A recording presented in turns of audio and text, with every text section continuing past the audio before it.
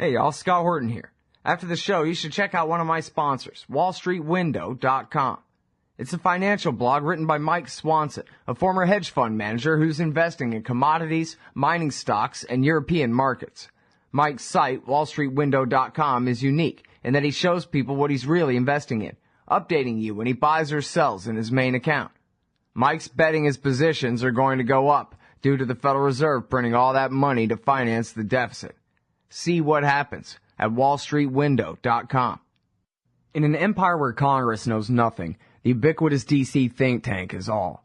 And the Israel lobby and their neocon allies must own a dozen. Well, Americans have a lobby in Washington, too. It's called the Council for the National Interest at councilforthenationalinterest.org. They advocate for us on Capitol Hill. Join CNI to demand an end to the U.S.-sponsored occupation of the Palestinians and an end to our government's destructive empire in the Middle East. That's the Council for the National Interest at councilforthenationalinterest.org. Hey ladies, Scott Horton here. If you would like truly youthful, healthy, and healthy-looking skin, there is one very special company you need to visit, Dagny & Lane at dagnyandlane.com. Dagny & Lane has revolutionized the industry with a full line of products made from organic and all-natural ingredients that penetrate deeply with nutrient-rich ionic minerals and antioxidants for healthy and beautiful skin. That's Dagny & Lane at dagnyandlane.com. And for a limited time, add promo code SCOTT15 at checkout for a 15% discount. Hey folks, Scott Horton here for Veterans for Peace at veteransforpeace.org. I'm not a vet, but if you are, I'd like to ask you to consider joining Veterans for Peace. As you know, in matters of foreign wars, the veterans' voice is given much more weight. Well, Veterans for Peace is making veterans' voices heard in ways and places where they can really make a difference.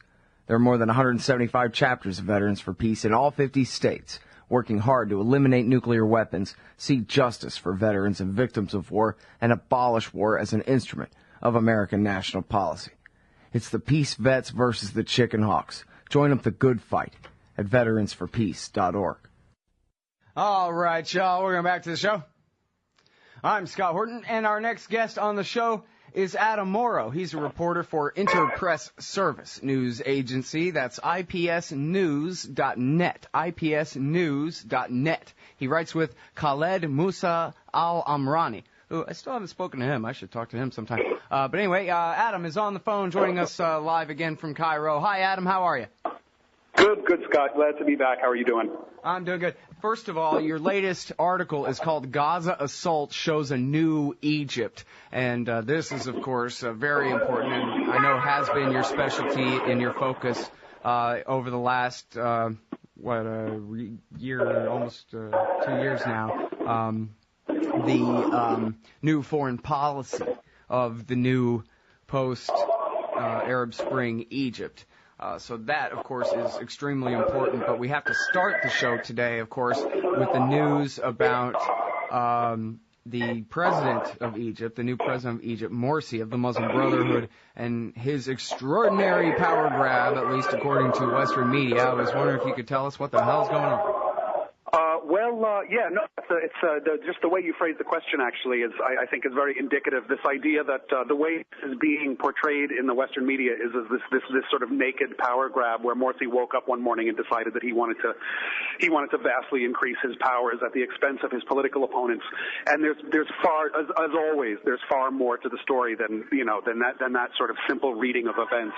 Morsi had his reasons for doing what he did, which you sort of have to look back at Egypt's recent history in order to understand, Egypt's post-revolution history over the course of the last 18 months. And basically, I mean, his primary reason for doing this is because you have this judiciary that still has many elements of the ousted Mubarak regime in it that have worked tirelessly to sort of undo any of the major changes that he does. For example, in just days before the presidential runoff, if you remember that this summer between Mohamed Mursi and Ahmed Shafiq, just days before that, the ruling military council ordered the dissolution of the lower house of the People's Assembly, the lower house of Egypt's parliament, the People's Assembly, which had been largely taken by Islamist parties, mostly the Muslim Brotherhood's Freedom and Justice Party. Now, they did that. They dissolved the assembly based on a ruling by the Supreme Constitutional Court here, and that decision basically undid, Egypt's first post-Mubarak parliamentary elections, and talk is that the same court is basically planning to do the same thing, aims to do the same thing to the upper house of parliament, which is also held largely by Islamists, and the Constituent Assembly, which is tasked with writing a new constitution. So the reason Morsi did this basically is in order to protect these elected institutions from dissolution by this judiciary that, like I said, many critics still see as being largely controlled by elements of the former regime. So that's the main reason for doing this. And again, his powers, which this decree that he issued on Thursday, which basically makes his decisions immune from possible judicial challenges. He did have a valid reason for it. Okay, so yes, it's very important. Of course, I'm against all presidents and all presidential power grabs, but of course there's always the seen and the unseen, and what's most important is not just president grabs power, it's who he grabs it from. And as you're saying, it's been, the default power in the nation is the military. So pretty much anything he's doing, as you say, the court has been seen as a front for the military regime in the first place. It seems like whatever he can do to limit the power of the military and take that power for himself and whoever he's claiming to represent, the Muslim Brotherhood or whatever other interests, seems like he could be picking a very serious fight, right? Doesn't he have to walk a very close tightrope? The military are, after all, the ones with the guns. The military are the ones with the guns, but legally speaking, they've sort of been out of the picture. That if you remember the Supreme Council of the Armed Forces, which played such a big role in the transitional, which governed Egypt for 18 months following the revolution, has been officially out of power since first of all, when Morsi won the election in late June, he assumed executive control. He assumed executive authority from the ruling council, and then about sometime in August, he suddenly, if you remember this, he very abruptly dismissed the leaders of the military council, and basically ended military rule. And basically assumed legislative powers to himself because the parliament, as I had mentioned earlier, had been dissolved earlier. So right now he does have judicial and legislative powers. The military does not technically have any power. Like you said, they do hold the guns, but legally they hold and the economy as well, speaking, don't they? Sorry? They control the economy of the country. All the major industries are owned by the military, correct? I wouldn't say all major industries. I don't know exactly, and it's actually something that's quite hard to sort of get to get exact figures about because it was shrouded in secrecy for so long under the Mubarak regime, to the extent that it was illegal for journalists and stuff here to talk about, to write about the military in any way. So it's very difficult to know exactly how deep their tentacles extend into the economy here. It's quite deep, but it isn't. But it's hardly total, and I don't really think I don't really think their influence over large swaths of the economy necessarily, doesn't necessarily translate necessarily into political power. Huh. Like I said, right now, technically, they really do not have a political role to play, or at least they shouldn't, according to the Constitution and to the law. Mm-hmm. For example, the purge of the judiciary, a purging of the judicial system from Mubarak-era officials has been a very long-standing demand of revolutionary forces. And what's interesting about Morsi's latest decree was that he also replaced the prosecutor, a very unpopular prosecutor general, who was also appointed by Mubarak in 1996. So this also has to do with purging the judiciary of Mubarak-era officials. And what's interesting now is you have a lot of liberal and leftist forces who are Morsi's natural adversaries or rivals are now sort of in the same camp with the Mubarak loyalists against Morsi and against this latest decision. Again, a lot of these groups that had been calling to purge the judiciary for the last 18 months, they've been constantly calling to purge the judiciary and to get rid of this prosecutor general, are now actually against Morsi.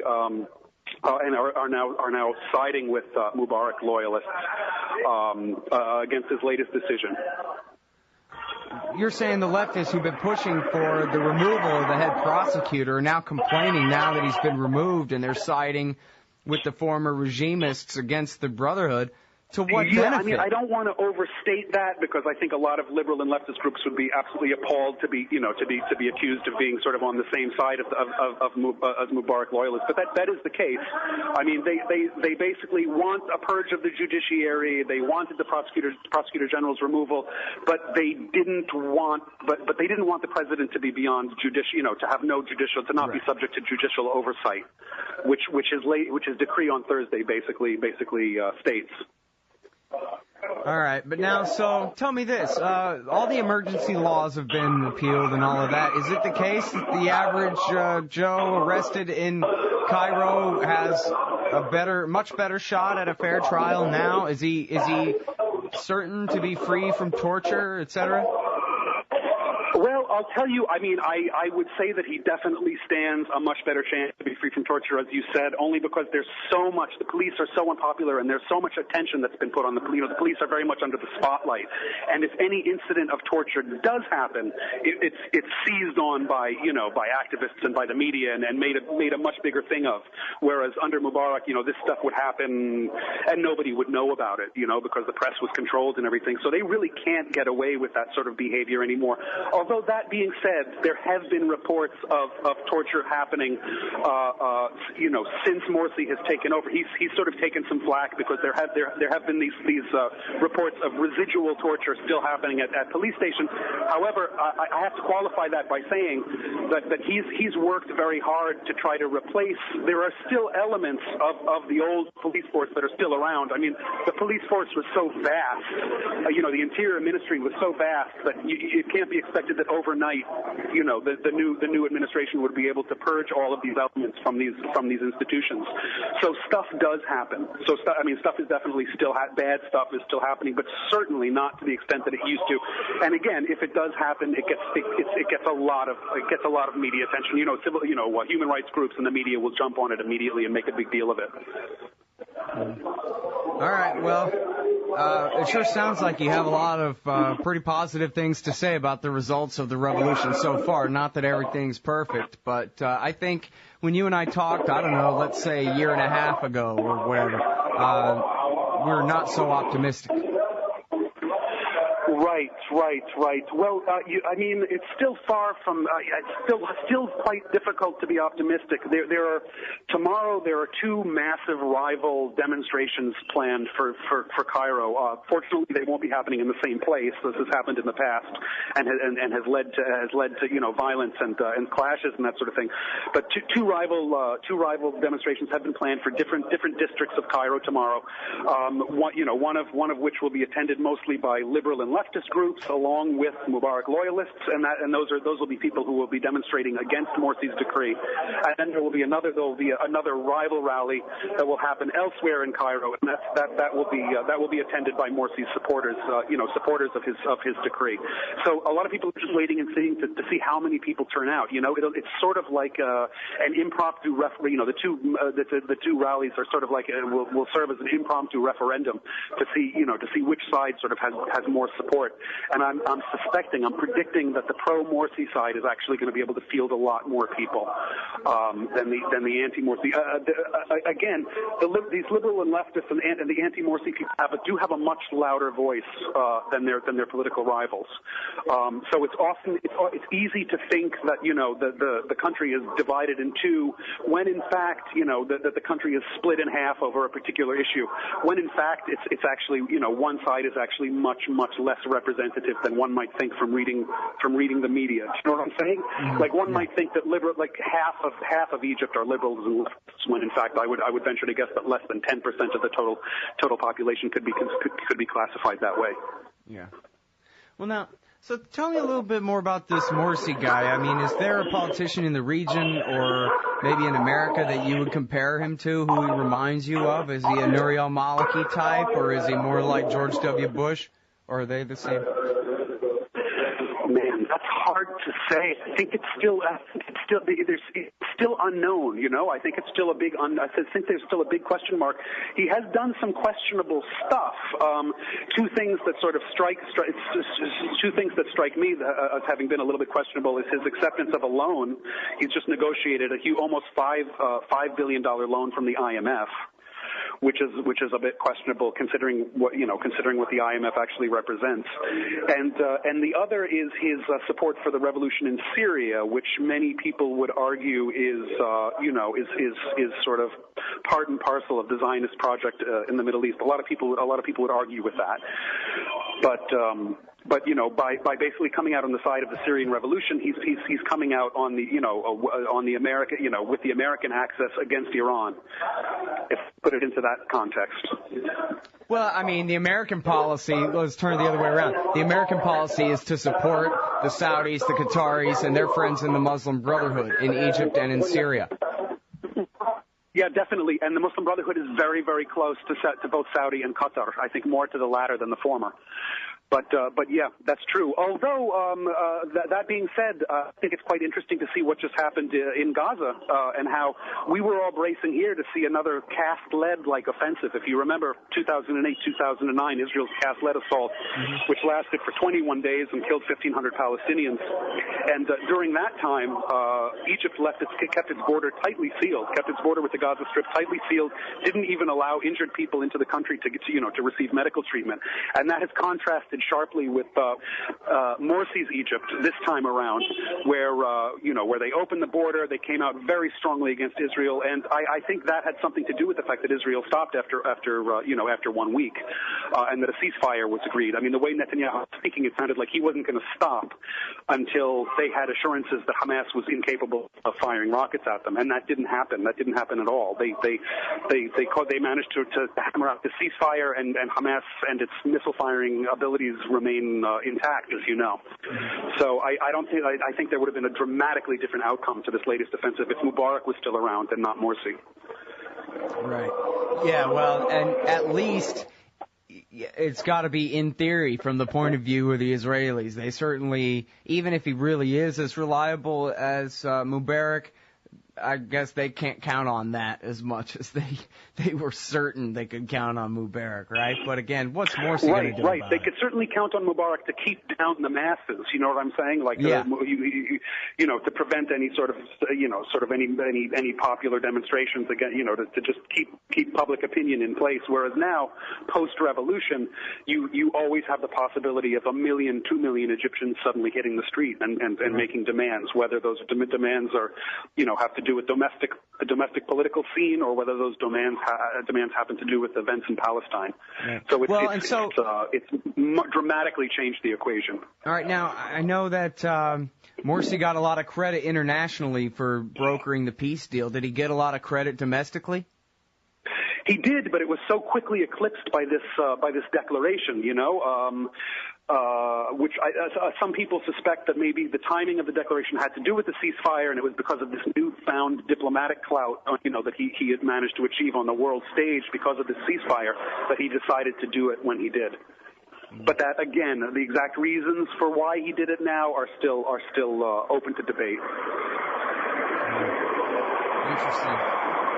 All right, now, what were the popular demonstrations like during the Gaza war? I hate to call it a war because a war is when two armies are fighting, as the great Bill Hicks used to say. But during the late Turkey shoot, what was the mood like in Cairo? And is that where the demonstration started, or not until the power grab thing?